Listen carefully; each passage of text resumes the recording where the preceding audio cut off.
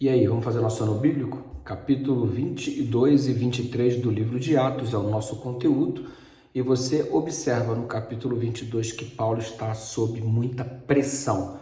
Ei, você anda vivendo uma vida sob muita pressão?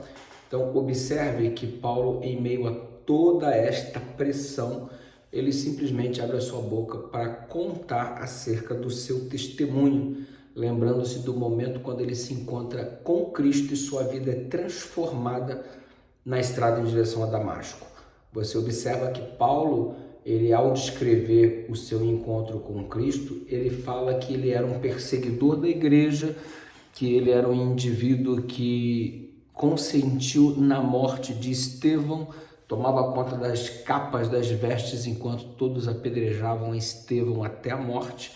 Você observa que Paulo era um homem que matava ou consentia na morte em nome de Deus, perseguia em nome de Deus, achando que estava fazendo uma coisa correta em nome de Deus. Hoje em dia tem muita gente que em nome de Deus perseguem outras pessoas, machucam outras pessoas, que em nome de Deus acham que estão fazendo algo de bom, se opondo a alguém ou impedindo a caminhada deste alguém. Você observa que Paulo fazia tudo isso em nome de Deus. Será que eu, em nome de Deus, ando machucando as pessoas, perseguindo as pessoas? Será que em nome de Deus nós utilizamos o evangelho como um chicote para ficar batendo nas costas dos outros sem olhar os nossos próprios defeitos? Enfim, você observa que Paulo consentia na morte das pessoas, na perseguição das pessoas e participava de tudo isto em nome de Deus. E ele dá no capítulo 22 um testemunho poderosíssimo àqueles que estavam lhe perseguindo ou queriam lhe ferir. Ele dá o testemunho de como ele se encontrou com Jesus e como aquela luz o fez cair por terra e depois ele foi então direcionado a outras pessoas que cuidaram dele, enfim, um testemunho poderosíssimo de Cristo e a intervenção deste Cristo na vida de Paulo.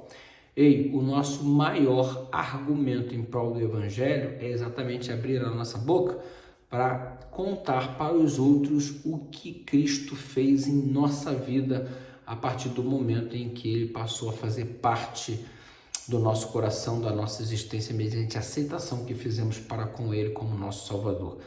Enfim, você anda contando o seu testemunho para as pessoas, mesmo que você esteja vivendo em um momento muito difícil, como Paulo estava vivendo, e como se não bastasse, Paulo fica oscilando, ele fala em hebraico como se fosse um judeu, depois ele se apresenta como cidadão romano quando estes queriam apedrejá-lo, e sendo ele um romano, ele deveria ter uns privilégios civis que isentariam ele de tamanha tortura.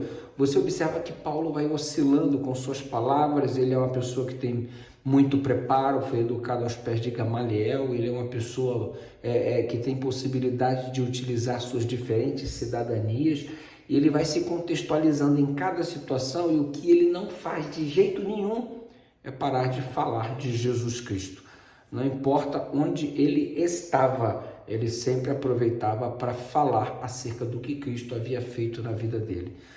E ele estava diante de autoridades. Eu vou te falar uma coisa, Deus tem proporcionado oportunidades para nós também. Você observa isso no capítulo 22 aqui de Atos e também no capítulo 23, que é o conteúdo de hoje. No capítulo 23, por exemplo, Paulo está diante do conselho e ele aproveita cada oportunidade para falar do que Cristo fez em sua vida. Pergunta: Deus tem te dado o privilégio de você estar diante de grandes homens, de grandes mulheres de renome da nossa sociedade? Você sabia que essa oportunidade que Deus está te dando é para que você abra a sua boca e o confesse como Senhor e Salvador, dando testemunho do que Ele fez em sua vida? Paulo, diante das autoridades, fazia isso, ainda que muitas vezes açoitado, preso por conta do seu testemunho, ele não deixava de aproveitar a oportunidade. Deus vai te dar a oportunidade de testemunhar a respeito do nome dele.